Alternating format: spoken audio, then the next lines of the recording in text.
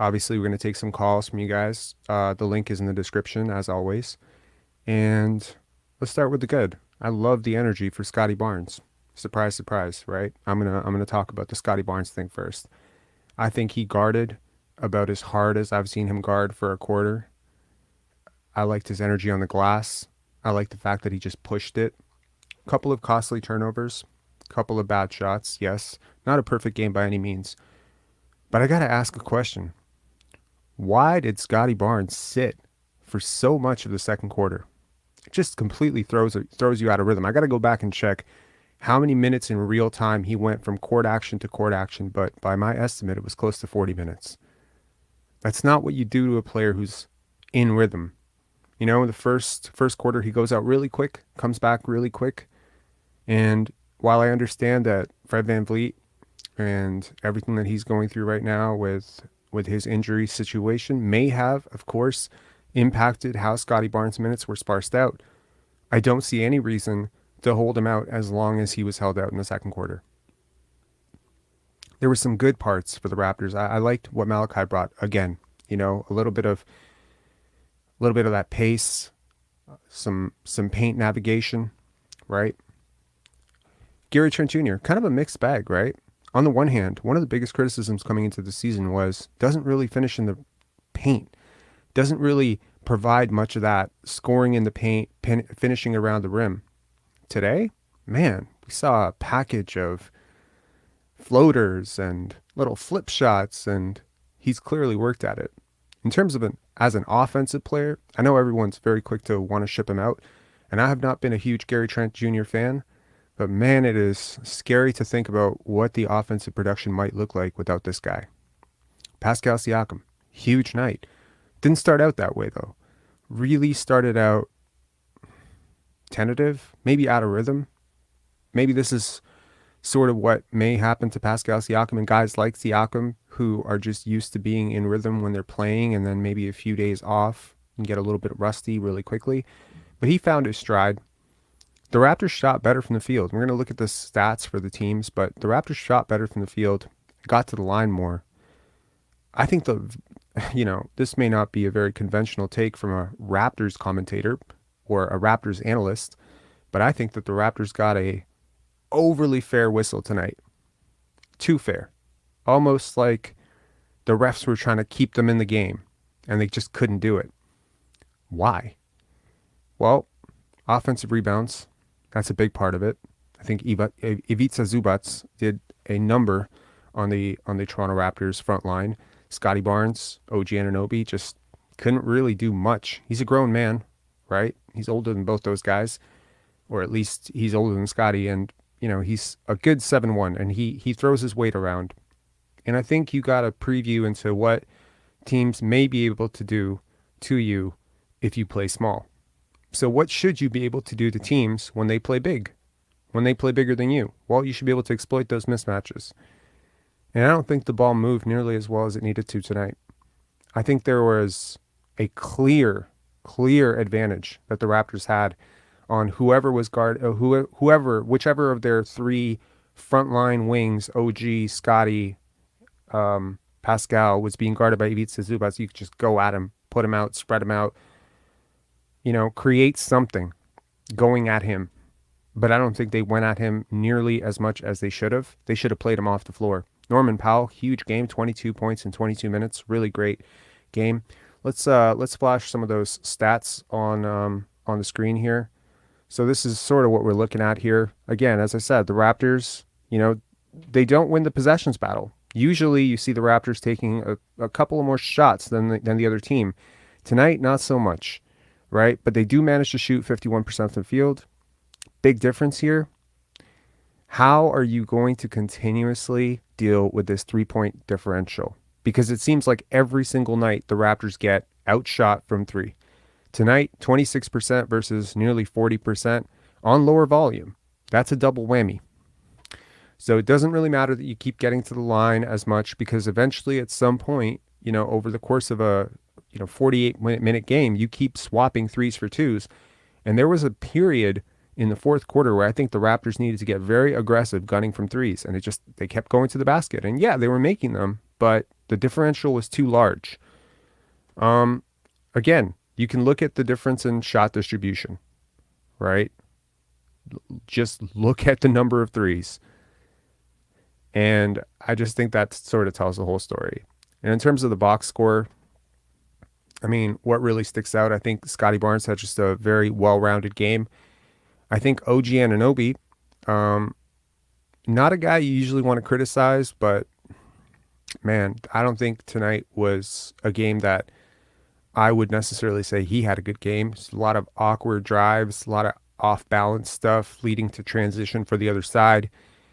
Pascal Siakam, the numbers look fantastic. 36 points, 9 rebounds, 5 assists. Sometime in the third quarter, he was just like, okay, it's my turn to go. And you can argue that if his teammates just make more shots, then maybe this game is a little bit more competitive. But I think I've kind of exhausted myself saying how I don't think this team necessarily plays well when it becomes all about one guy.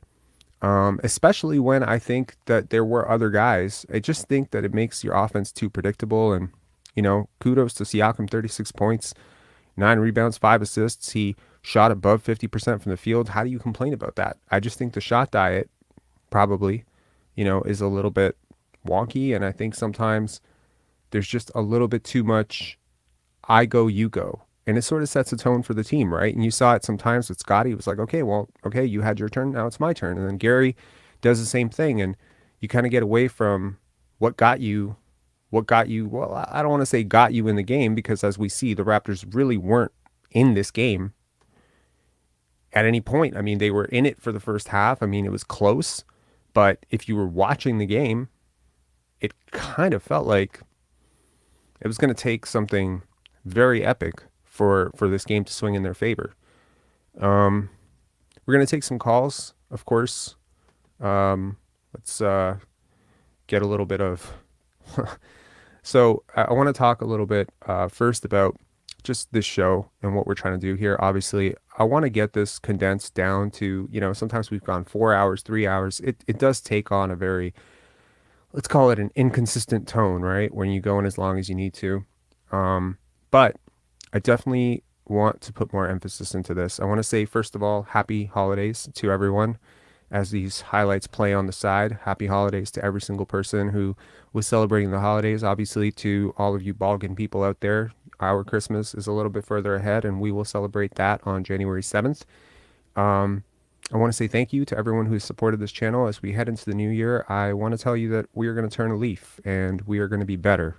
We are going to be more consistent. We are going to just level up our game as much as we can, and we're just going to take it to the next level. So without further ado, get ready for your call-ins. All right, so we are going to get... All right, first up, we got regular callers. We got a couple of regular callers in line here. First off, we got F.A., and then we're going to go to Mo. F.A., how are you doing, man? Let me turn on my mic. Hey, I'm good. I'm in Maryland right now for the Christmas holiday. Happy Merry Christmas and happy holidays to everybody on the call. What'd you think of the game, man? Yeah, I think And Merry Christmas to you, by the way. I don't want to avoid well, that. with the game, I think is the same thing over and over again, right? Like, let me start with Scottie first, right? Scottie, I don't know why he was benched for a long time in the second quarter, but Scottie had 17 points, 12 rebounds, and 8 assists without really doing much, right? I Mm-hmm. think Scottie needs to start thinking of, okay, you know what, I need to really be assertive. I need to really put my stamp on the game for this team to win. Because it can't be Pascal trying to do it all by himself, right? And Right. I think they lost the game in the third quarter where nobody could make a shot. If Van Vliet, quote unquote, as they claim, is injured, right? Why did they even play him? Missing like all the threes. Van Vliet was 0 of 4 from three. Pascal was 0 of 4. Scottie was 0 of 2. Then and Bo Cruz was 0 and 5. So I think that's where they lost the game. And like you said, my turn, your turn doesn't really work. They need to really play as a team. Agreed. Like I think in the next three games is going to tell what they do with this season because I know you mentioned that Gary Trent did very well, right? But I mean, Um, it was a mixed bag, right? Because no, on the one hand, like number power was blowing by him all the time. Like number power literally won this game for them in the third quarter. you know what? Yeah, you're right. And when people talk about Gary versus Norm, I think Gary's a better player. But in spurts, Norm can be downright unstoppable, especially when being guarded by a lesser defender. And, you know, you got to exploit him on the other end. He's a terrible defender, and we just didn't, right? Because, see, the problem, like you saw up until the fourth quarter, it was like Kawhi had taken 9 shots, right? And why was that? To anyone wondering, Kawhi Leonard coming back to Toronto, doesn't he want to put up 40, 50? Could he It's, have? Sure, he it's, could have. He it's could have. playing within the system, period. Absolutely. And Because, that's what a lot of folks don't understand about. I love Pascal. Pascal is more talent. He's very talented, right? However, he puts up a lot of points that are not impactful, right? Like you're scoring all of these points, but it's not really impacting the game. I watched the game yesterday with Kevin Durant, and you can tell, right? He took over the game when he knew they were struggling, right? And that's why I keep saying for Raptors to be great, he has to be OG and Scottie doing their thing. Then Pascal can take over when he knows, okay, this game is going out of hand. Like in the right. third quarter, right, when they were scoring and the game was, that's when Pascal should have done what, like, okay, give me the ball, let me go get my basket. And this is, I'm just going to be getting my basket and driving because nobody was making shots. But that didn't happen until the fourth quarter. That's exactly it. I think, thanks a lot, FA. I really appreciate you coming on, man. Yeah, I agree. It's when you're a superstar, like I guarantee if this game was close down the stretch, if this went to overtime, you would see Kawhi. ISO, Yeah. Hmm. Kawhi and PG would start to take over, and you would see a lot more of that when you need those possessions to be sure. But why wouldn't he pass to Norman Powell if Norman Powell is open and he's triple teamed, right? That's just Exactly. again, and you conserve your energy and you get all of these options going because the truth is that a star player typically can get himself going in a number of ways. But these role players that require star players to create shots for them, they need to get the ball in their hands. They need to be in rhythm. And I think the Raptors, it was just a tale of, you know, This Malachi had 2 of 3 from 3 point, right? When Pascal was driving, pulling everybody to the basket, look for Malachi. He's our best 3 point shooter right now. That's what stars do, right? You make other players around you better. Yeah, I just think like, there needs to be more of an effort to not make up their minds. And it's not just Pascal and it's not just Fred, It's not just right? Those Pascal, it's those are those OG. are exactly. There are times where OG or even Scottie, have made up Mhm. their mind before the play even starts whether or not they're going to pass or shoot. And we're going to get into it probably towards the end of the show or maybe towards the middle at some point where I just want to talk about what makes a great playmaker, right? Passing, shooting, and the balance between. And hopefully, maybe someone will broach that conversation during the chats. But, anyways, FA, Merry All Christmas, right. man. It was lovely to hear from you, and thanks always for chiming in, man. Thanks. I'll listen into the rest of the callers. Have a Thank good you, one. much appreciated. All right, next up we got Mo, Coach Mo. How you doing? What's up, Rob? I'm good. How are you? I'm all right. You made a good point earlier before you got to the callers about not attacking Zubac, Yeah. and it was the same thing against the Warriors with Poole. We just never attack guys who are going to clearly struggle on most matchups they're going to face. So it's like they're being hidden, and we just allow them to hide, Mm-hmm. which is unfortunate. Which goes back to a lot of low IQ basketball, and we just, you know, you want to take what the defense gives you, and we don't do that a lot of the times. We have like forced basketball, right? Yeah, no, I mean, look, I hope I don't get misquoted saying that Gary had a great game. I mean, I think Gary showed a lot of stuff that I think has been traditionally a weakness for him. If you look at his stats last year, paint finishing was definitely a weakness for both him and Fred, and I saw a lot of improvement there. But there is still a commitment to, well, this is my shot. There was one particular one that stuck out. Today I was making notes during the game, and there was this one where I was like, him against Norm one on one. I got traded for you. You got traded for me. And it was just like he made up his mind. He was going to score that. And it's like, yes, you need him to be aggressive and assertive, but there needs to be some balance of intelligence with all of this aggressiveness, you know. And I think the Raptors' defense, more than their offense right now, killed them tonight. It was just over and over. You know, I can't tell you how many times I had to just double count that the Raptors actually had 5 players on the court because the way they were being attacked, 2-on-1, 2-on-1, 2-on-1, on pick and rolls, it felt like, do the Clippers have a sixth guy on the court? Are the Raptors missing somebody? Are they playing 4-on-5? Because it felt like that all the time. Like, not all the time, but there was at least 15 plays where I'm like, there's no way. Like, there was one particular one where Zubats gets behind Siakam and just takes an alley oop or just gets a wide open dunk, and it's just like, why is the defense so consistently disorganized? Yeah, Yeah, this my turn, your turn shit just does not work for me. yeah. It's very unappealing to watch, but it's Well, also highly ineffective, especially when your defense is not locking down, which the Raptors did not tonight. and compared to that to the Clippers, where you don't know who's going to shoot it, you don't know where the shot's coming from. Right. Like Kawhi is clearly their best player, but he's fine taking 10 shots. Even Demar has evolved into a player where it doesn't matter. Like if he's doubled, he just moves the ball. It doesn't matter if he needs to shoot. And I think like Siakam, he had 36. What is it, 9 and 5? But it was like the emptiest 36, 9 and 5, above 50% shooting. Most of the damage was done in the second half. A lot of premeditated stuff. But Yeah, I mean, you know, he did the right thing. I mean, you know, like what do you want him to do? Not I know score, I was but shocked when I checked the box score because it wasn't impactful. It wasn't. So when I saw it, it felt my like eyes were like, 22. wow. I had to triple check. Yeah, it felt like he had 22, 23 points. And I'm like, Yes, oh my God, he yes, got to the line 15 times. And yeah. it was like, yeah, there are, you know, sometimes you'll watch a couple of bad teams play, right? Mhm. And you know, Jalen Green or Contavious Caldwell Pope or Bojan Bogdanovic or someone like that will end up with like 37 or something. And you're just like, I didn't feel that 37, you know. Yeah, I, It felt a little bit like that.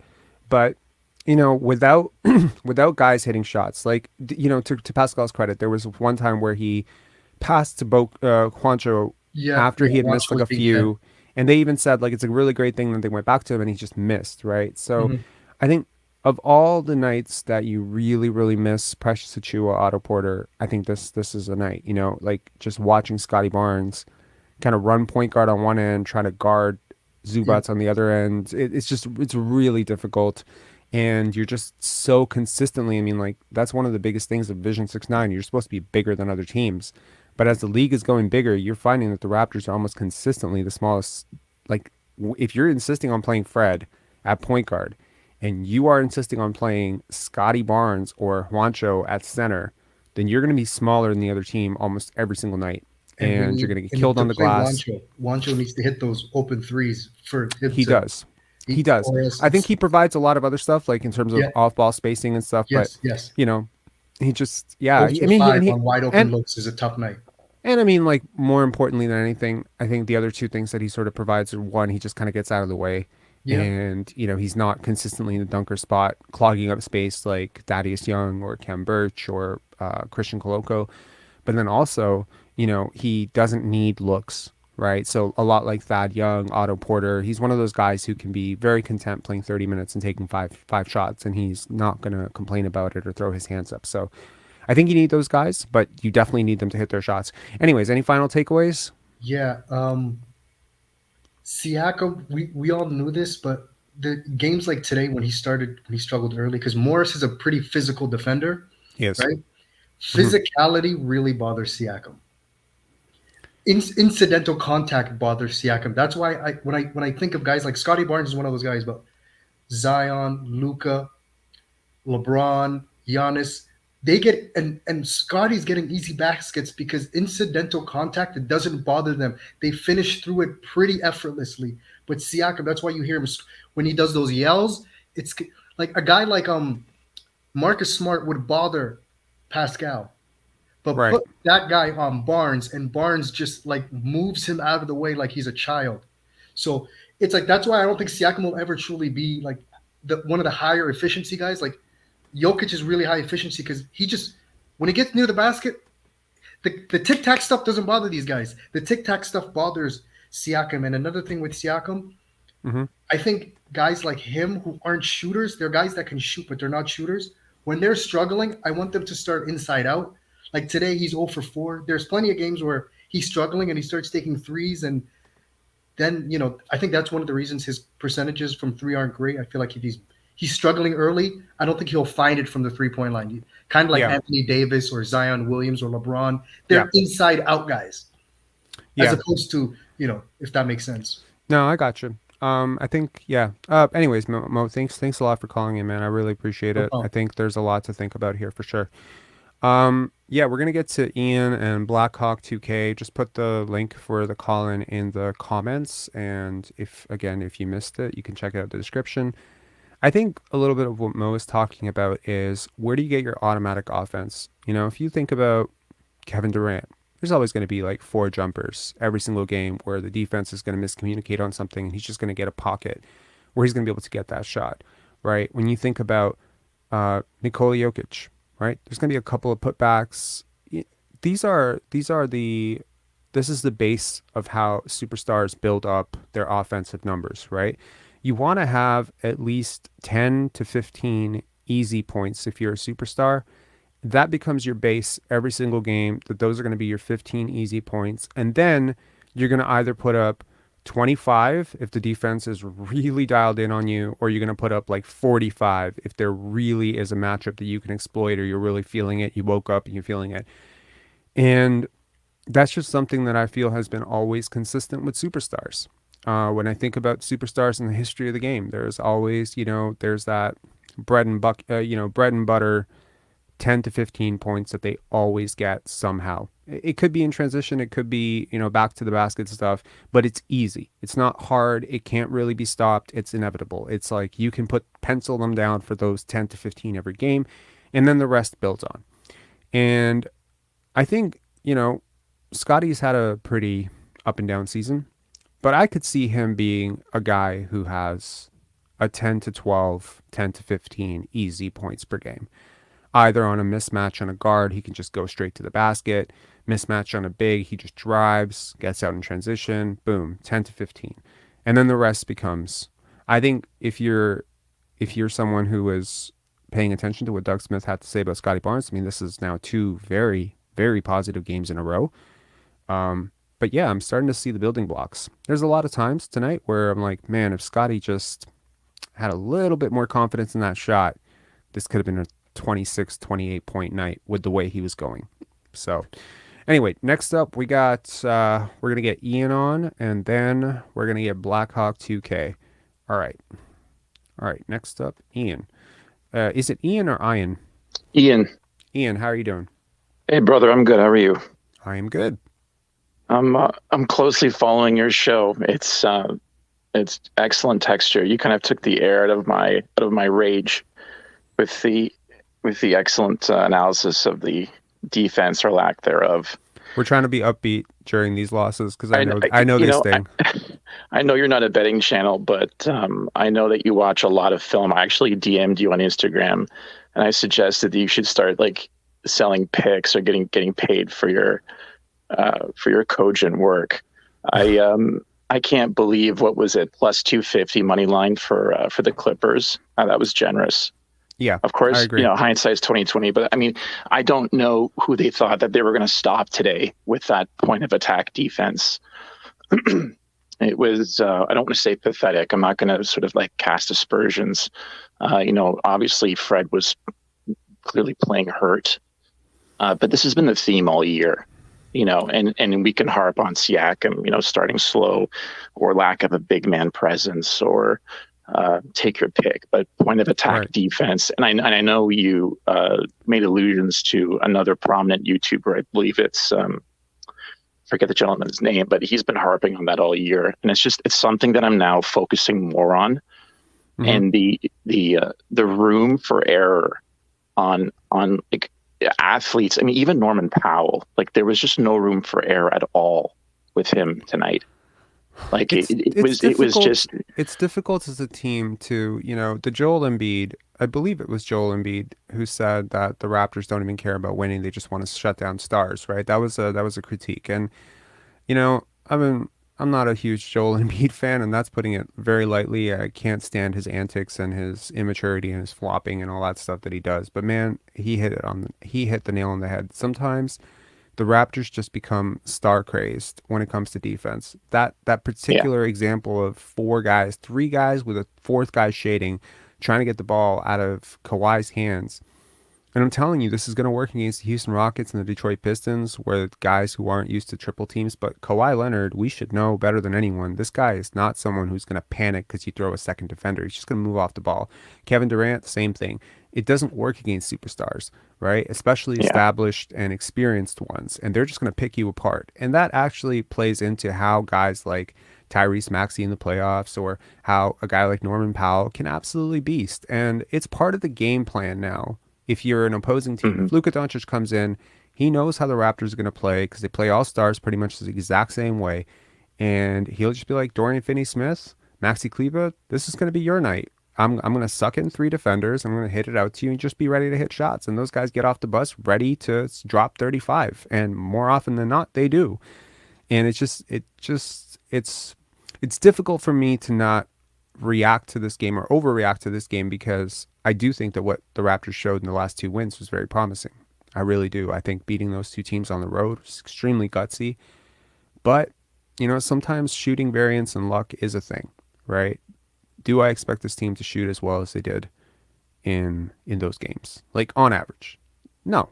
I mean, I think that you should judge the full sample size. Shooting is a problem. Shot generation is a problem. Decision making, IQ sometimes collapses on defense, effort. There's a lot of problems. So addressing those problems for a couple of games, I think it made me cautiously optimistic. But tonight, this played out about exactly how I expected it to. I did not expect this game to be close, and it wasn't. As close Well, as it looks at the end, I think the Clippers sort of took their foot off the pedal a little bit. I mean, if they really wanted to push it, and if the refs weren't helping, I think this is like a 35-point blowout. listen, betting against the Raptors is almost like paying a living wage. It's ridiculous. And you gave an excellent. I It is. remember it was a couple of talks back. You brought up Kemba Walker and why he wasn't in the league anymore. And I never really gave it that much thought, but it came back to me like watching this game. Like, you're right, he's not in the league because that gap, whatever you want to call it, between supreme athlete and then average athlete in terms of what you bring to the table and being able to stay in front of your man and like in a very sort of like pragmatic way, and how that fine line of so many NBA athletes, before just like once you sort of tip over, and then you're basically like just lost in obscurity, right? And I think Fred is dancing on that line right now, And He is anyway, extremely close. He is extremely close, and I know that I don't know if anyone out there has noticed, but I have noticed that there were a few commentators or commenters in frequently commenting on Pensar basketball videos that were overly negative about this channel, because especially every time we would drop one of those low light videos about Fred or whoever, and I've noticed that over the last week, a lot of those people have come back to this channel and they've said, hey, you're being a lot more fair and a lot more balanced over the last three shows. Keep it up. And these were the loudest critics, and they're back to watching. So I am very much, happy about that, because I do believe fair is fair. But I do want to say one thing about Fred, and this is not to kick someone when they're down or when they're injured. This is pretty consistent throughout. There was an interview that Will Liu did with Fred VanVleet. I think this was yesterday. mm-hmm. And you can definitely go and check Will Liu's Twitter for the full quote. But the context, basically the gist of it was that it's been really hard to adjust to this new role that I have, moving off the ball. The Raptors brass didn't directly ask me to. Oh my God, sorry, I gotta boot some spammers out of the chat here. They didn't directly ask me to move off the ball, but I've been around the league long enough to read between the lines that they're asking me to do that. And by the end of the year, I believe I'll be rewarded, that the numbers will start to look like what people are used to. I was an all-star last year. And it just, like, if you read the subtext behind what he's really saying. What he's really saying is, I'm best with the ball in my hands. I'm the best when I'm attacking. There was even an allusion to, we don't want the Raptors offense to basically turn into Fred bailing us out all the time. And it's Mm-hmm. like, what planet are you living on where you think that was the Raptors offense last year? I mean, you shot 29% for half the season from three. You shot below 35%, I believe, for for the half the season. You were awash in the playoffs. I mean, outside of a really hot shooting 2 months, we're against some very depleted teams. We are talking like 6 years of you being one of the most inefficient scorers on the team. Granted, one of the better shooters, but one of the most inefficient scorers, and definitely one of the most inefficient passing and playmaking point guards in the NBA. The gap Yeah. between how Fred VanVleet sees himself and how I see Fred VanVleet, it's like the gap between Damian Lillard and Emmanuel Quickly. That's how big the gap is between how he sees himself and I believe how he should see himself. And one of the biggest things that I look for in any player is how self-aware are you of your strengths and weaknesses. And, that's something that I've always liked about OG. Something I've always liked about Scottie is just that they seem to believe that their view of themselves is pretty accurate to what is really happening. But Fred VanVleet's narrative is just so imbalanced and so weird to hear somebody talk like that about how he's making this huge sacrifice and moving off the ball. And I'm like, but you're not. Number one, you're really not. Like, you bring the ball up like a lot. Like, I know in the beginning of the year it started out that way, but it hasn't really trended that way. It almost like you have to go to the bench for the ball to move to somebody else. And yeah, it's just been really weird. So the whole narrative, of course, going into Christmas break was that has Fred VanVleet turned a corner because these are his numbers over the last 4 games. And as you mentioned, he is really, really tight roping that line between athletic enough to stay on the court and just not possible. And to all the people who are looking at the analytics for Fred and saying still he is a very overwhelming positive, I agree with you. But look at Kemba Walker's last season in Charlotte, the healthy one. And then look at the next year in Boston. When you cross that line, when you already have so little to barter with, trust me, it falls off a cliff. It's not slow, it's sudden. Like Rudy Gobert right now, like that is the gap. Like Rudy Gobert last year, Rudy Gobert this year. It's not the same player. He just got outplayed by Orlando Robinson, like the G League guy from Miami Heat, like yesterday. So it really does fall off the cliff really quickly. It's a cavern. It's cavernous. It's well, no, I mean, you said it very eloquently. No other takeaways, to be honest. I'm not shocked at today's result. I guess the last thing I'll say is I'm kind of clinging on to, I think, a post you made about Precious, how he well, I mean, just his rebounding, like the win shares that the rebounding that he brings to the table. That's sort of the last thing that and I don't want to sound like too like dire or anything, but just being logical. I'm sort of just waiting for him to come back, however long that takes. So I'm kind of just reserving any sort of errant like emotion, just sort of like looking at it pragmatically. But beyond that, that's all I got. A bar a trade or whatever. I don't want to get into that, but pragmatism and logic. How do you balance being a Raptor fan among this group sometimes? Well, thanks for coming on, man. I really do appreciate it. Cheers. Thanks, man. To this comment, Penn stupid basketball. Awesome. I love it. Let's keep it up for a bit. Blackhawk 2K, man, how are you doing? Hey, pretty good. Hey, I'll toot I'll pat myself on the back because I've been a critic in the past, but I stayed. I didn't run away. All right. So you have been a critic, and I noticed that, and hopefully I'm being better. Like it's like it's one of the things that I can't stand is when people just keep doubling down. Right now, obviously I'm not gonna become dishonest with what I think. But I think too often what I was doing before was I would see the overreaction on one side, like maybe the media is going like crazy about Fred being great. So I'm like, okay, they went over, I'm going to go under. They go 5 clips over, they go 5 decibels over, I'm going to go 5 decibels under. It's not, and then ultimately then you get labeled the hater, right? So it's like, okay, Well, well, it's a good thing that you explained that, because I didn't take that as a point of view that you were coming from to counterbalance what you were seeing from the media. I just thought that that was your position purely. oh So yeah, no. I didn't take that into account.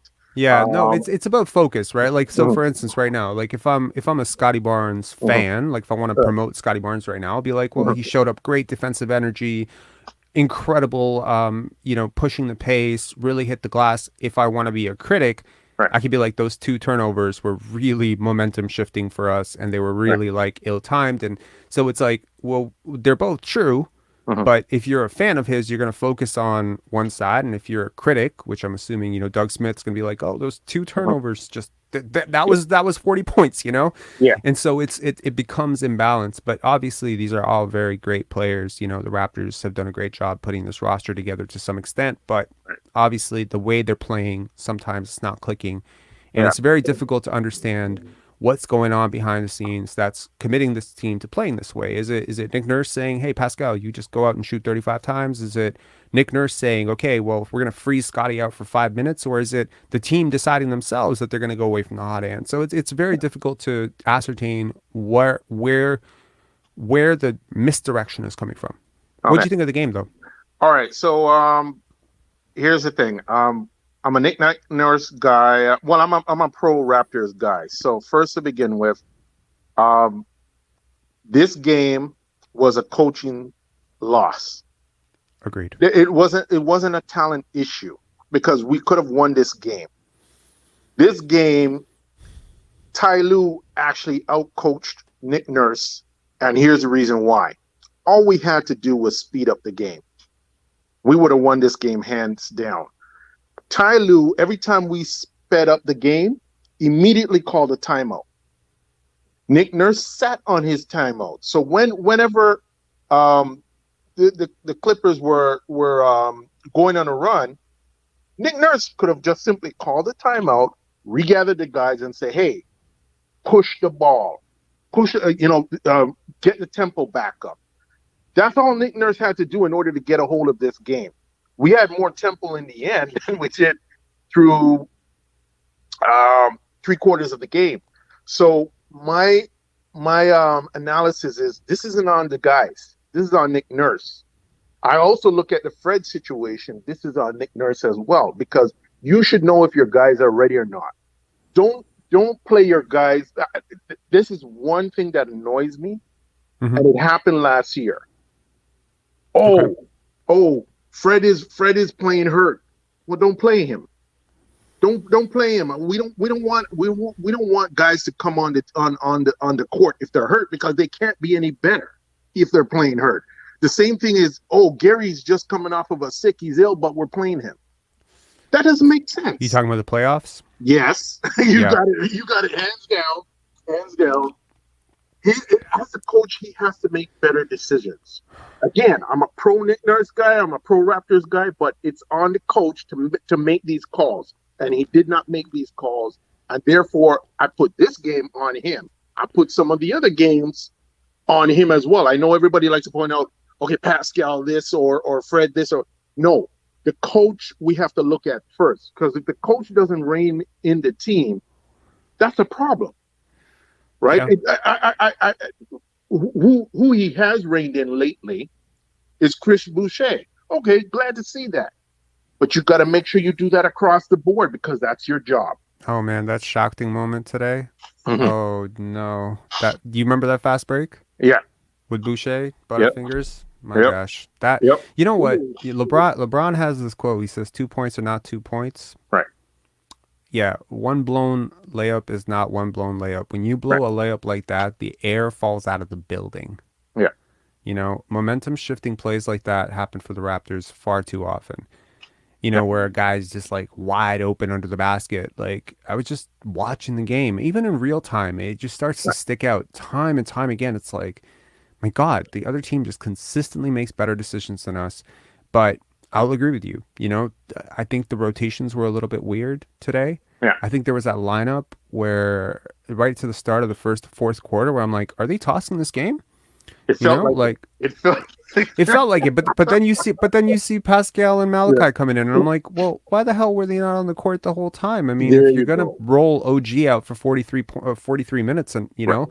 and then not even like, I don't know, like this was a weird game for Yeah. OG for me. Like the defense wasn't great. There's a lot of execution stuff, and it's hard to say if the team doesn't execute on what the coach is asking, then and then the team loses. There's a fair point. Nick Nurse can't make threes for them, but I'll agree with you on the point that I think Ty Lue outcoached Nick Nurse tonight for sure. Oh yeah. Oh yeah.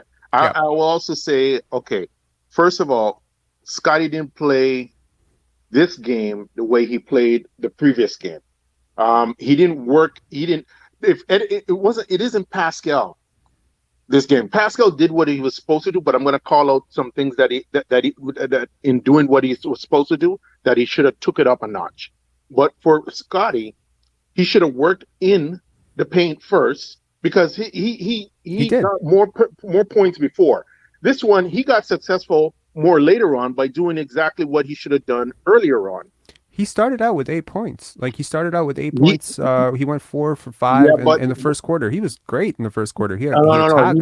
He missed some. He missed some by staying on the perimeter. I'm telling you, he could have ate up Zubac. No, he could have. Don't get me wrong, but he got benched for 8 minutes, I believe, in the second quarter, Correct. which is why. But like when he started out, out going to the basket. There was the only shot that he missed in the first half, if I recall, was that ill-advised mid-range pull-up. Right. I mean, other than that, he was perfect at the basket. He was going in transition. I think this game started out exactly the way the Cleveland game started out. He ran the floor. He pushed the tempo. It was you who said we should have run fast, right? We should have been faster tonight. Correct. Well, Scottie was the biggest proponent, in my opinion, for transition. And Pascal late was a big proponent for pushing the ball up fast and attacking them, because they're playing 7-footers. They're older than you. Yes, transition is your advantage. Norman Powell is not a good defender. Right. I don't think Reggie's a good defender. I think there's a lot of mismatches. George is a little bit exaggerated. You saw Pascal cooking him on defense. Yeah, I think like Kawhi is 4 years removed, maybe 5 years removed from defense prime, right? So now it's a little bit like he's a good defender, but he's not a great defender anymore. You can go at him stiff. Yeah. If I looked at it today, Kawhi was doing the Frankensteiner. That's what I'm saying. We should have been running. That team is hurting today, and we did not take advantage. And they're coming off of a back-to-back where they played in overtime. Like, I mean, I agree with you. Anyway, man, thanks a lot for coming on. One more thing. As far as the Pascal, as I said on that point there, when Pascal was taking it to him early in the game, and he was getting to the free throw line, what I was not happy about was he was not playing through contact. He was just doing it to get to the free throw line. He should have played through contact, and that would have been more of an and one instead of just getting to the free throw line. He did a better job of that in the second half as opposed to the first half. Right. But that is his only fault, is that he was a little bit, I think he was a little bit probing, but at this point in the game, he should have already had that there. He shouldn't be probing. He shouldn't be regressing in that part. He should be, this is how I'm going to get to the paint, by playing through contact. Right. And that's where I fault him a little bit. And his free throws was a little bit sloppy in the earlier half of the game. I mean, he went 10 for 15. Yeah, it got better in the second half. So that's the criticism to him, if he's going to be who he's going to be, because his 36 points could have easily have been 40 something if he had played a little bit more focused in the beginning. I think he just started out sort of sloppy. OG started out sloppy, and then Scottie had it going, and then by the end of the game, it had reversed. Though, Siakam had it going. They couldn't get everyone going at the same time, and I think that's sort of the problem. Yeah, if you think about it, if all three of those guys were aggressively going at the Clippers from first quarter straight to the fourth quarter, that game would have been ours, and kept up the pace. I don't know why Nick Nurse sat on those timeouts. That's all I can say for tonight. All right. Thanks a lot, man. Appreciate it. Have a good one. Happy holidays, by the way. Happy holidays as well. Yeah. Okay, next up we got Gil, and then we got John, and we will have time for one more after that. I'm going to put the link in the description here. And let's see. Hey, Gil, how are you doing? Happy holidays, Rob. How are you? I'm good. How are you? Happy holidays. Yeah, I'm all right.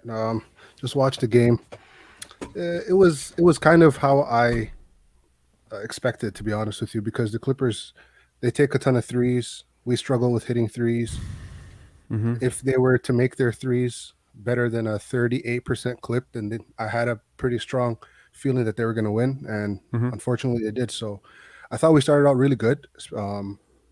They're playing with pace a little bit, Right. and then we just slowed down for whatever reason. I mean, I don't understand what happened there. Like whenever we attacked them, I agree with the last caller with Mm-hmm. when we up the tempo, they had a hard time guarding us. And then as soon as we started to play slow in the half court, that's when the Clippers, they have more talent than we do, especially scoring the ball wise, and Right. they just took over. So it was just really frustrating from that aspect.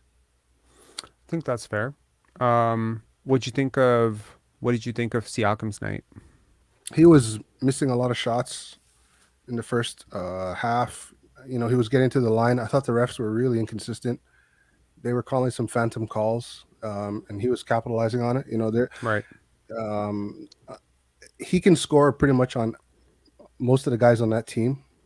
Yep. So, he was getting to his spots. He was, doing the little spin, putting up the floaters, getting fouled, blow-bys. So he had a pretty strong game. I thought he had a few garbage points at the end of the game. So it's not really something that impressed me too much. I know the box score says 36 points or whatever, but I was more so impressed with, Scottie's aggressiveness.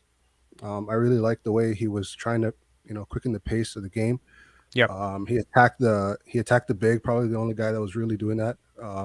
Outside of a few tough plays by Gary Trent, like a couple floaters Mm-hmm. in the teeth of the defense. So I liked Gary. I liked Siakam. I liked Siakam a bit, and I also liked who's the other guy who had a good game. I don't know. I think I'm drawing a blank, but yeah, not too many guys to pick from in terms of playing well. I thought Flynn was Mm-hmm. all right, but yeah, He was all right. Yeah. unless we're hitting threes and keeping up with a team that takes as much threes as the Clippers, then I don't really see us winning. I never saw it to begin with, so it is what it is. Yeah, I mean, at the end of the day, you just, you get efficient with twos, Yeah, right? But the other team's shooting 40% from three, and you're surrendering all these open corners, and you got three guys swarming every single penetration, and you're massively undersized in the middle. So you basically almost every single night are scheming yourself to give up the two easiest shots in basketball, or most efficient shots in basketball, which is a corner three, which you give up all day and basically just touches right in front of the rim to oversized guys who are being guarded by guys who are 5 inches shorter than them and like yeah. 30 pounds lighter. So I don't know. It's tough to match up with teams that have a big like this, which They're is making great. Zubac look like prime Dwight Howard. Like it's just so frustrating. It's like, It yo, can we really get a is. big? I mean, to his credit, I mean he's been really good this year for the most part, and the Clippers aren't a bad team, right? Especially with No, they're not. Kawhi and Paul George tonight, they moved to 9-3. So it's definitely one of the better teams in the league when those two guys are playing. A little bit, above middle of the pack when one of them is playing. So I don't know. I think maybe the record is a little bit deceiving at this point, right? Just Yeah. like because I mean like Kawhi's really an impact guy. Like Kawhi and PG, like even if the numbers don't really show it, Mhm. like when those guys are playing, they change the outcome of everything, you know. Definitely. Definitely. So anyway, Gil, thanks a lot. Happy holidays, and thanks for tuning in. Thanks for Yeah, calling thank in. you. Thank you. Cheers, man. Next up, we're going to John. John, how are you doing? It's going good, man. How about you?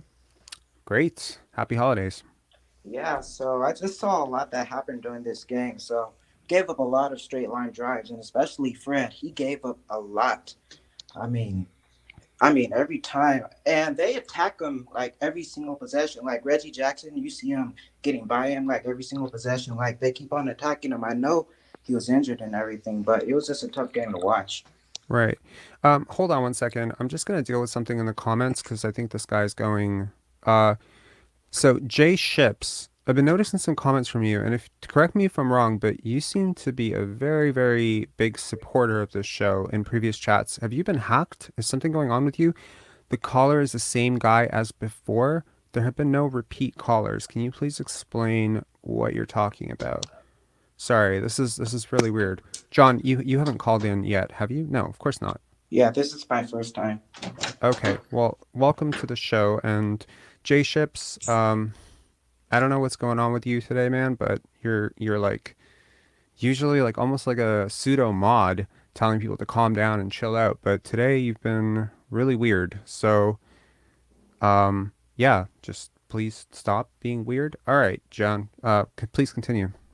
Yeah, and the thing that I see is we lack half court shot creation. So this is why we have to always score in transition. Like Siakam, he's not really like a guy who can create a shot with a good defender on him. He usually has all his mismatches, everything, but when he doesn't have it, he really can't create his own shot at the level of the Jason Tatum, Kawhi Leonard. They have so many like moves in their arsenal to where they have their defender second guessing themselves. Siakam doesn't really have that, but it's not like a knock against Siakam. It's just he's not the right fit for our number one option. He can score, he can drive, but he's really predictable on how he plays the game.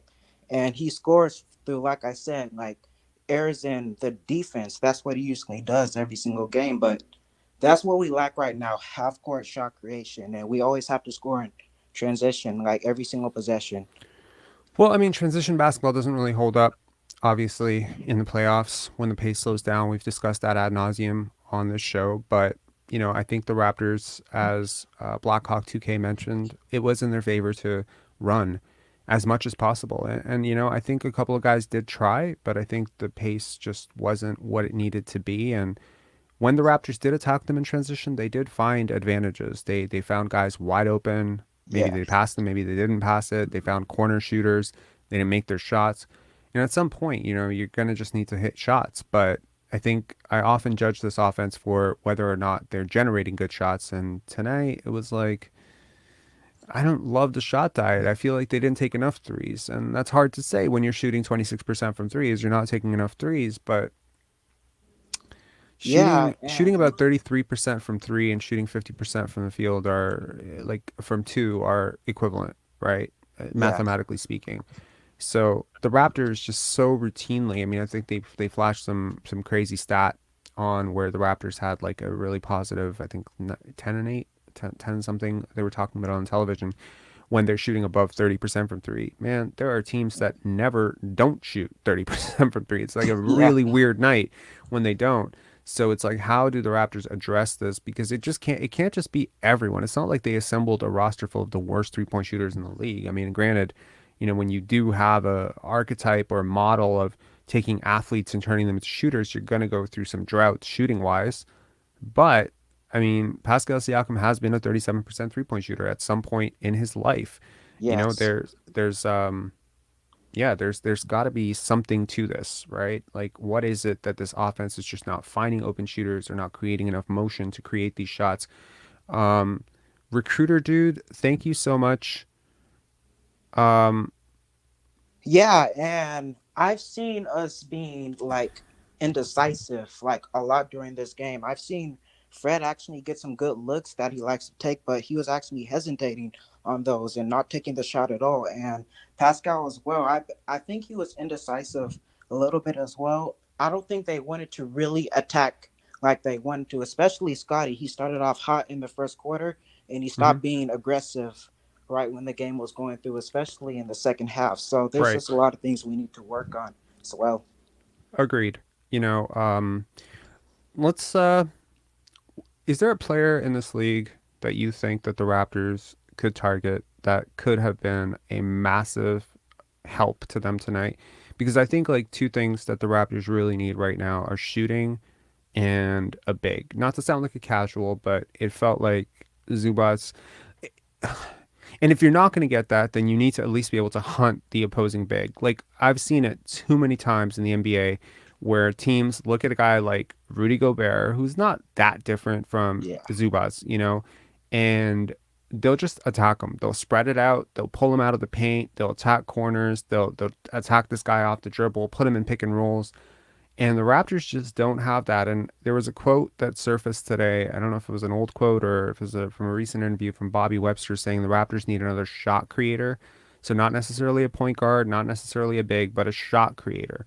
And, names that obviously some people have brought up in previous shows include guys like Kyle Kuzma. So is there a player that you can just think might be available that the Raptors could use right now at the trade deadline? Yes. So I actually think that there's two players that I think we can get. I think it's actually Malik Beasley and Mike Conley because right now we really should be focused on half court shot creation. So we need someone who can actually initiate the offense and be able to pass and make plays within the half court and have a shot maker who can at least hit shots consistently, especially the three ball. I think those are the two players we need right now. And Gary Trent, he's a little bit inefficient from here or there. Malachi Flynn, he's a great shooter, but we need shot creation right now. We need someone who can control our offense, just being able to facilitate in the half court. So those are the two players I think can really fit with us well. Because Fred, he's a really good shooter. He's very great, but he has a low set point, so he can't get his shot off the way that he wants to. He's extremely limited, and he won't be able to. Like when I see him go to the rim, I Mm-hmm. mean, I am panicking every single day. Like, oh man, he's gonna miss it this way. He's gonna miss it that way. So I think we need, like I said, half court shot creation and someone who can actually facilitate our offense, which we don't have right now. And we really need someone like Kyle Lowry on our team, but we don't have it. It's difficult to make deals for guys like Lowry and Conley just because of how much money they make, right? And the amount of Yeah. salary you would have to shell out to get those guys. I'm sure that either one of those guys, given how, their team seasons are going and their age, probably, there's going to be a lot of teams that are looking to offload these big money guys, including, as somebody mentioned, Zach LaVine. But it's just like, how do you match salaries on these guys? And I mean, Yes. is it worth it, right? With LaVine especially, I would be Yeah. I devastated think if the it's Raptors traded impossible for right him. now. We have to give up a lot of assets for Zach LaVine. I don't think it's worth it because we may have to give up like someone like OG, which I think he's untouchable. Someone like probably I wouldn't Scottie. trade OG for Zach LaVine straight up. Like, I Yeah, don't think Zach LaVine moves the needle that much. It's weird. Like sometimes you see a guy who puts up 26, 6 and 6 or 27, and you look at the percentages and I'm like, man, the sniff test is great. Why does he never get anywhere? Why does he never, lead to anything? And it's like, is it just the team around him or does he give up so much on defense that it almost negates all of the offensive brilliance? And I always felt like, there's a reason why teams are currently, thinking about tanking for Scoot or tanking for Wembenyama. They're both two-way yes, prospects, right? And I just don't like one-way players. That's kind of why I'm really was against the idea of the Raptors potentially looking at Jalen Green as a draft pick. It's just, you're setting yourself up to have to mask a very big hole. And so if the Raptors do trade for someone, I really hope it's not someone like, Kyle Kuzma or Norman Powell, guys like this, because it just, again, it's very difficult to scheme around a player who's just a hole on one end. And the same goes for defense only offensive players. yes. So Like, one thing that I wanted to say mhm. about I really love Nick Nurse. I think his defensive schemes are pretty good, but usually when we see the effect on Nick Nurse is usually against teams that don't have a lot of counters to what we do, like how we trap, how we go in a zone, like how we defend teams. So the Clippers, for example, they have so many counters they can execute. If we double team someone like Kawhi Leonard, Paul George, then they can start moving off screens, going off ball, and using other people to create, like a Reggie Jackson, Markieff Morris, or John Wall. Like they have so many counters that they can execute on us. And like for example, if we play the Bucks really can't play Giannis off ball. We can actually execute a game plan to trap them, and the Bucks won't be able to do anything about it. But teams like the Warriors that have so many plays up their arsenal, it's going to be pretty difficult to the Yeah, defense Nick Nurse actually initiates. yeah, I completely understand. John, thank you so much for calling in. If you don't mind my asking, the accent, where are you from? I'm from Liberia. Liberia? Cool. Yeah. Thank you so much for calling in. This is turning into a global show. We often have people calling in from all over the world, and it is always super cool to discover that. Thanks a lot, man. Yeah, nice talking to you, man. Nice talking to you too. Thanks so much for being a global Raptor fan. Thanks so much. Next up, we got Josh. Josh, how you doing? I'm good. How are you, man? I am good. I just honestly wanted to say, because I gotta be quick here, but I just want to say one little thing about tonight's game. And it's I love this team. I always have. I'm a diehard fan.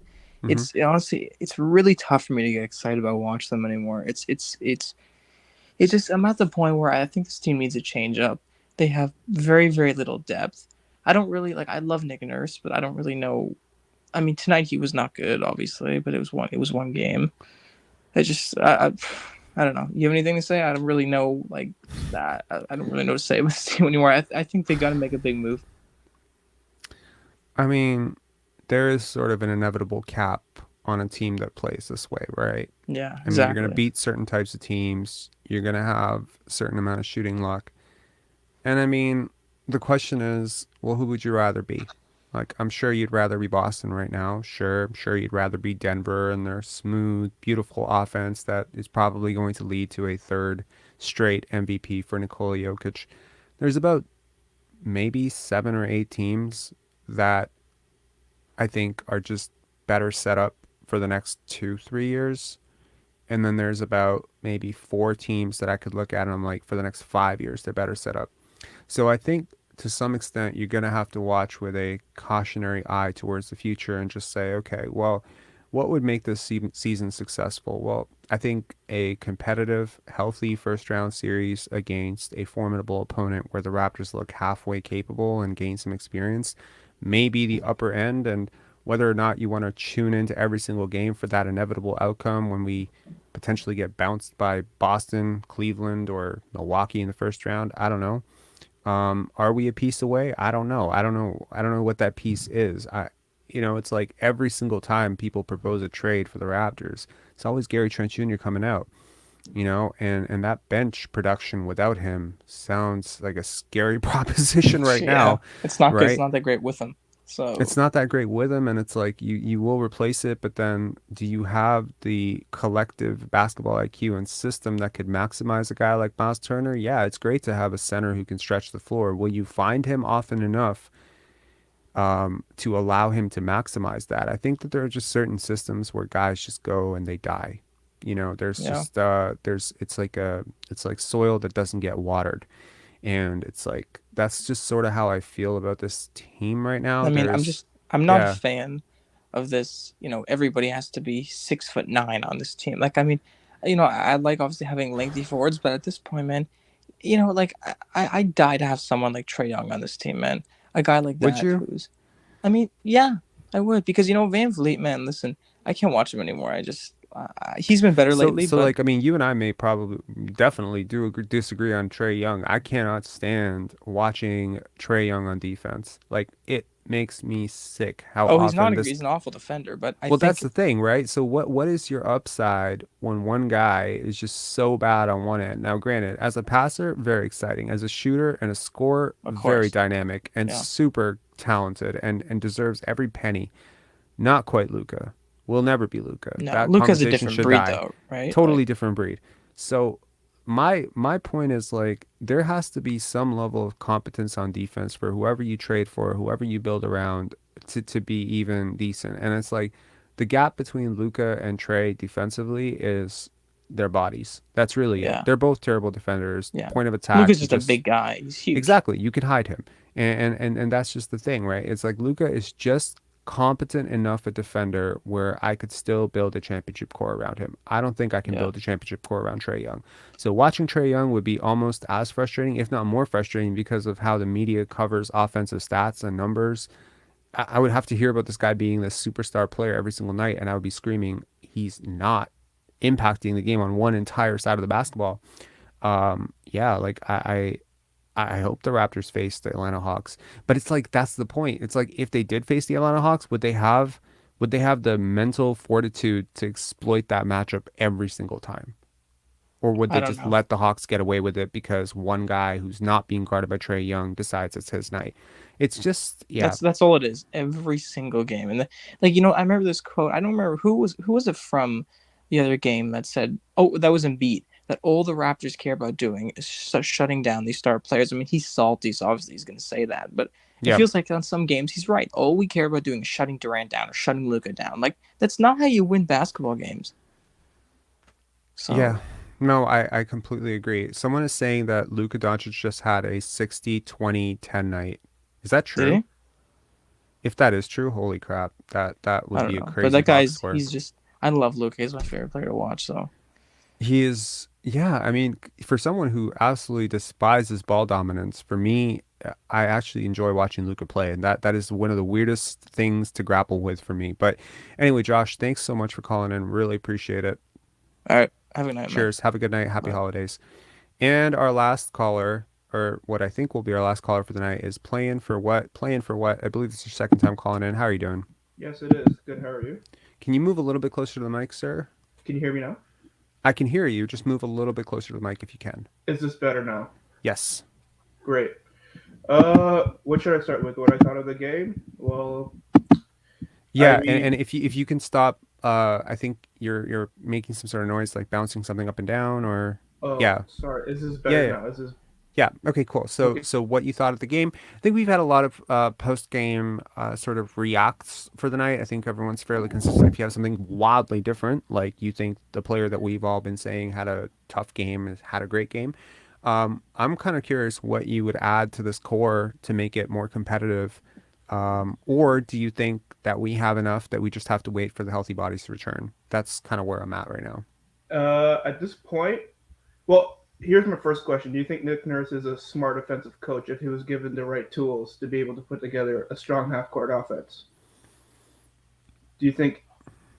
I have seen him coach a brilliant offense in Yeah, 2019, me so too. it's very difficult for me to then just wash that away and say, well, he just forgot what he is doing. I will tell you, however, that the offense that the Raptors run feels very dated to me.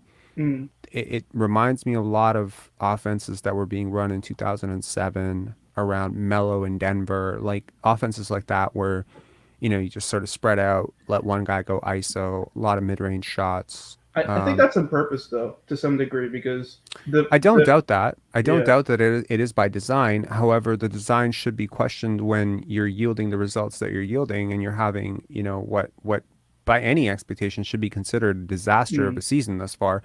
I don't think that if you'd ask Masai Ujiri, Bobby Webster, Nick Nurse, and even Fred VanVleet, Pascal Siakam, and whoever you count as the leadership of this team, where do you expect to be at this point of the season? I'm pretty sure they would have said at least 3 to 5 games over 500, not 3 to 5 games under 500. yeah, And of course, the offensive stats and metrics are showing you the truth that there's so many times when, like I know the way the box score measures a shot is whether it goes in or not. But yeah, I'll often do the tracking stuff myself where I watch the game in slow motion and I'll ask myself, how often are passes on target? How often is a pass being thrown into the shooter's pocket? How often is it a little bit late? How often is it delivered efficiently? Because sometimes you'll mm. lob a pass to a shooter. And But and that might not because be a you good lob pass. it, pardon? Might not be a good pass because it might be out of his catching pocket, and he would have to set up and shoot, and they'll take a longer shot. And Well, exactly, but mm, then also like, if you lob it, it takes longer to get there yeah, and everyone reacts to the ball. Everyone's focused on the ball. Defense is always tracking the ball. yep, So if you lob that pass instead of fire it like a bullet, like Scottie will Scotty often will. do, or Yeah, Fred did once tonight too, he fired a bullet and it was like a really good pass. I think it was no, he lobbed it to Siakam in transition, and that's usually a play that Fred doesn't make. So I was kind of impressed that he made it. But yeah, so like that extra 1 second allows the shooter, and that pass on target allows that shooter a very comfortable rhythm to just put the shot up. And I've just noticed that I've seen all these players play with other players. I've seen Juancho on another team. I've seen him play with Spain. It feels different. I've seen yeah, OG play with Kyle. And, someone mentioned the other day, like look at Christian Coloco's percentages at the rim. And, someone said, man, if only he had Kyle, right? I think Chris Boucher well, sort of off the cuff said, like was He the one misses player you missed the most? Kyle Lowry. And of yeah. course he took it back to, say, well, Freddie's great, Freddie's learning, but that I don't think that's necessarily something you can necessarily learn, is how to be so unselfish so as to set your teammates up to succeed.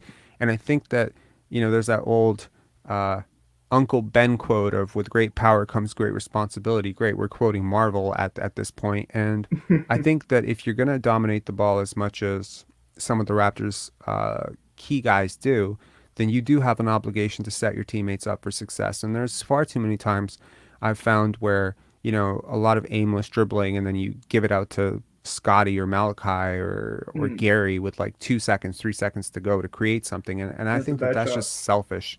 That feels like that seems like a very selfish decision. It's like, no, you dug yourself into this bullshit mess. Don't pass out of it 2 seconds to go and force this guy to either commit a turnover, a shot clock violation, or hoist up a stupid shot. No, you take this shot, you know? But yeah, I think that the offense generally does not produce great shots. It's been my stance all year. Okay, well, I agree with that.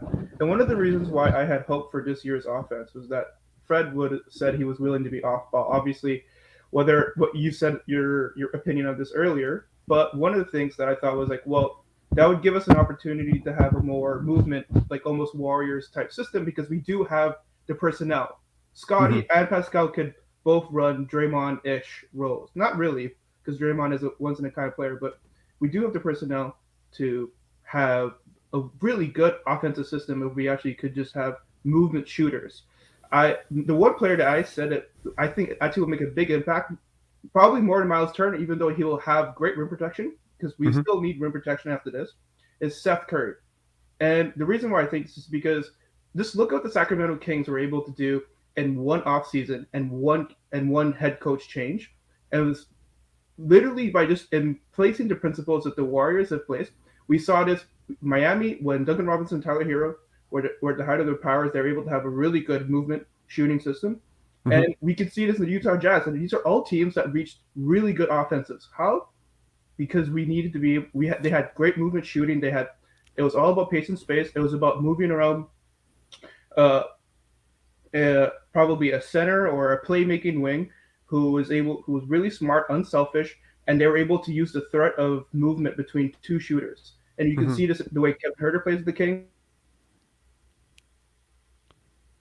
Annihilated us because I think it's actually absurd that not as much of the league has done the copy what the Warriors have been able to accomplish, and we can find our own version of that. We don't have to do exactly the same thing as the Warriors. We have our own rostered personnel, but I think it's just a bit absurd. And the reason why I'm disappointed with Fred is that instead of being like, okay, this is a team which will it's already in our MO to be athletic, to run a lot, to hustle, to get the best buckets possible by playing team basketball. But we've not done that. We played hero ball. It's crazy. We're literally we're playing 2000s hero ball. It's unbelievable that we've regressed to this when I thought we were supposed to be all about money ball type. We're Sorry, I'm having a lot of issue with your mic. There seems to be like a constant either you're touching it or something keeps bouncing. It's making some of your points fall flat a little bit. But I completely hear what you're saying.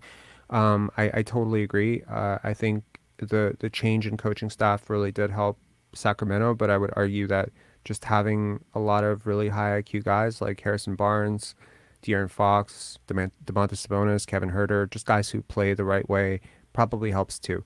And I don't think the Raptors have a lot of that, to be honest. I do see guys that could fit into a great system, but then there are guys that the way they play right now, they really wouldn't fit into some of those motion systems at all, that they would have to completely change how they're playing right now. So, yeah. Well, I definitely agree. But what about Thad Young? I mean, I think that is great, but I've been probably his biggest supporter in a lot of ways. I've loved everything about Thaddeus Young this whole way through, but there are a lot of limitations as well. He's not necessarily the most dynamic offensive player. There's a lot of shortcomings as a shooter, spacer.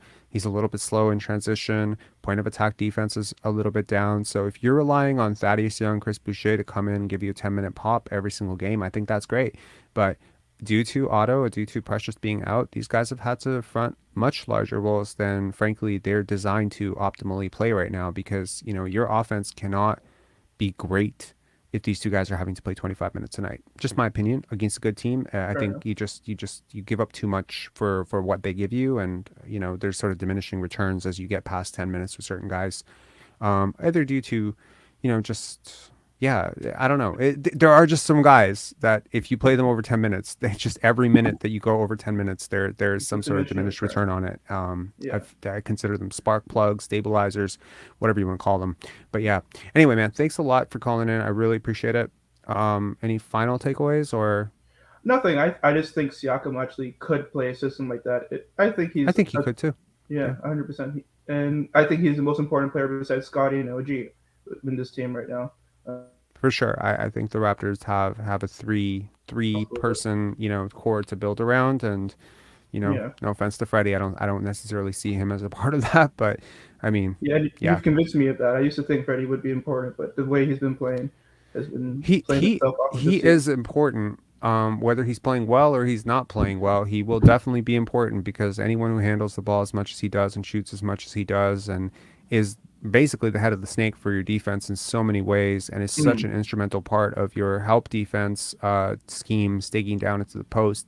Yeah, when he's going right, this is a different team. When he's hitting his shot, it's a different team. The space opens up so much. A lot of what Malachi is providing right now in terms of those quick hitting threes and stuff, that's a lot of what Fred VanVleet should be, in an ideal world providing. But unfortunately, it's just, the shot's not going in too much. Now he's got back issue. And is this going to be another, hey, Nick Nurse, why'd you play him 40 minutes all those games when things weren't going right for him? I don't know. I think the guy just needs to rest. I have my biggest fear by far is that there's kind of an agreement in place with the Raptors and Fred VanVleet right now of, hey, move off the ball, sacrifice your numbers a bit. We'll compensate you because you're such an instrumental part of our program. And it's just, I've seen this undersized point guard thing play out too many times. And I know the Raptors are big on loyalty, and I know that they're big on, the understanding sort of where the league sees them. They've done a lot of these deals for Kyle as well, where they kind of pay him at $30 million, even though maybe the competing offer was okay. Playing for what? Your mic is just it's making everything inaudible. I don't know what you're doing. I don't know. I'm sure you're not doing it on purpose. I'm sorry about that. I'll use a different mic next time. Yeah, there's like a constant and it's anyways, man, thanks a lot. I really appreciate it. Yeah, and thanks for calling in, man. No worries. Thank you. Cheers. See ya. Okay, sorry about that. The audio was kind of plugging in and out. So if there are no more callers, I just want to be my final takeaway of the night and just to close this up. I was thinking about playmaking a lot, right? Like I'm just going to flash some of your comments on as we close up for the night. I was thinking about playmaking a lot, and it just seems like there is no optimal playmaker on this team, right? You could say, Scottie is someone who has definitely got more of a penchant for passing than other guys, but I think sometimes it's to his fault. I think sometimes he overpasses quite a few times tonight, and pretty much every single game this year, there has been a mismatch that he could definitely go at more aggressively, where he could force a collapse second defender, be more of a threat to score, but he doesn't do it. Gary Trent Jr., probably one of your better scorers, right? Is really starting to round out as an offensive player, just way too honed in for his shot. Chris Boucher, kind of the same thing. Thaddeus Young, kind of the same thing on the other end. And when it comes to Pascal, Fred, OG, the balance is often, kind of depends on the night. But there's never a correct balance with any of these guys. Correct balance, if you want to watch guys like Nikola Jokic play. I know that's a very extreme example of high basketball IQ, but I don't see him force too much. He kind of plays within the rhythm of the game.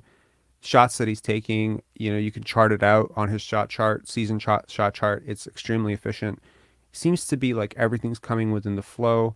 And because it's never too obvious whether or not he's going to pass or he's going to score, you consistently have to play him for both, which means you have to play all five guys all the time, which makes that offense so dynamic. And it's a big reason why I think the Nuggets are the number one team in the West.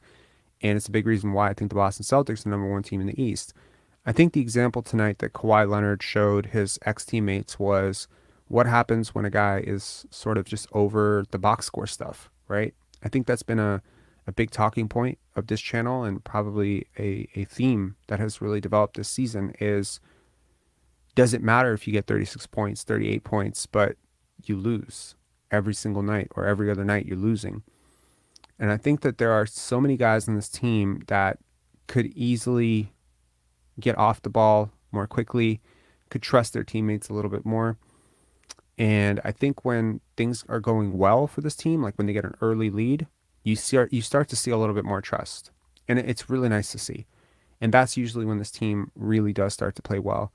But when they get down, like, it's almost like the trust goes out the window. Old habits pick up. Gary's going to do it himself. Fred's going to do it himself. Pascal's going to do it himself. And then suddenly you start seeing OG and Scottie, two guys who aren't really prone to playing that way. They start to play that way too. And everyone wants to be the hero. I think this team needs, again, like a culture shift. You need someone to come in. I like the idea of Mike Conley. I just don't know how you would get a guy like that. But someone to reorient the culture from I to we. That there's no way that one guy is going to have a great night and we're going to lose and it's going to be okay. Like, we got to start sticking together and start finding these early transition opportunities. That play with Chris Boucher where he fumbles the ball and has that Shaqting a fool moment. Scottie Barnes is just wide open running the court next to you. And I think Scottie's just looking at him like, when is this guy going to pass? And he's trying to decide. You can sort of see it. If you play it down in slow motion, he's just kind of like, should I pass? Should I score? Should I pass? Should I score? And then the ball just squirts out of his hand. And that was an advantage transition opportunity. Things that G League teams don't screw up. And we're screwing those plays up. There is a lack of trust. There's a lack of trust that if I give the ball up, I may not get it back. There's a lack of trust that if I pass up this shot, I may not touch the ball for another 4 or 5 possessions. There's probably a lack of trust of, if I don't play well in this stint, I may not see the court again for 6 games because Nick Nurse is going to bench me. I think that there's a lot that needs to be aired out between this team. I think there's a maturity thing that needs to be aired out. I didn't like the defensive focus tonight. One of the biggest culprits of that tonight, ironically, I mean, I'll have to go down and break the tape. I took tons of notes throughout.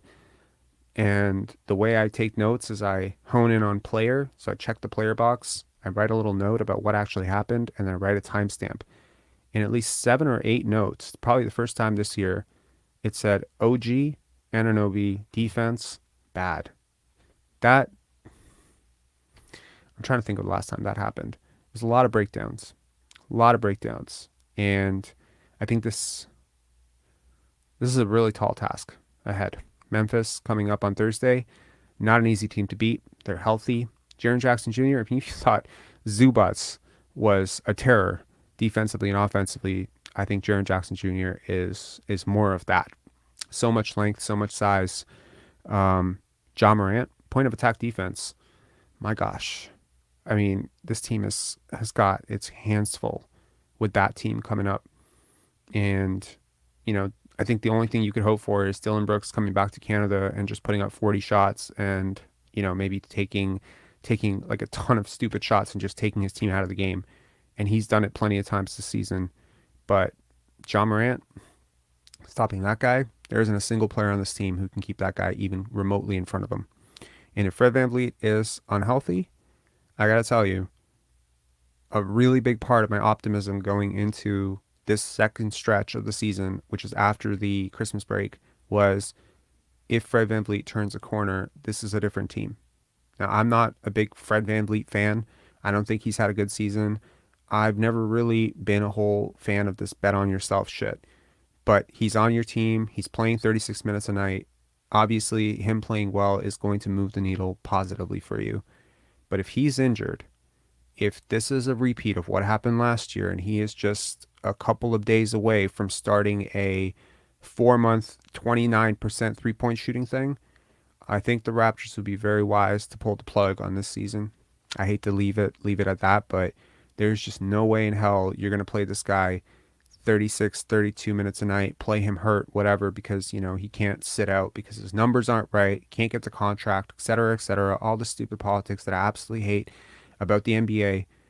And you're just going to run him out and let him shoot, you know, crazy number of shots on really low volume and, you know, just try to overcompensate for it by bridging it somewhere else on your roster. This can get very ugly very fast. I think the Raptors might be, you know, I mean, as I'm saying this, they could easily just reel off 8 for 10. But I think if they lose 5 of the next 7, the math once again becomes overwhelmingly in favor of pulling the plug. Yeah. Yeah. Anyways, thank you to everyone who tuned in. I really appreciate it. To all of you guys going on in the chats. I hope you guys had fun. We're going to finally keep this under an hour and a half. I think games like this that aren't remotely competitive, it's really hard to say a lot about them, but I think we've said a lot. So thank you so much and have a good night. I hope the new lighting setup was a little bit better, a little bit easier on the eyes. I hope the stream went smoothly tonight. And once again, I want to say thank you to all of you, but I also want to say thank you to my girlfriend for this mic, because for many months now, I have been eyeing a podcasting mic because I hear how deep other people's voices are and so authoritative and so commanding and super cool. And yet we are on the verge, right, of a looming recession. And some people say depression. And I've been having this like podcasting mic and the arm and all that stuff in my Amazon cart forever. Not this one, a much cheaper one. And my girlfriend was just like, you know what? It's Christmas. I'm gonna get you the best podcasting mic I can. It's the same one Joe Rogan uses, and it was a really nice vote of confidence. So thank you to her, and thank you to all of you, and have a great one, guys. Cheers.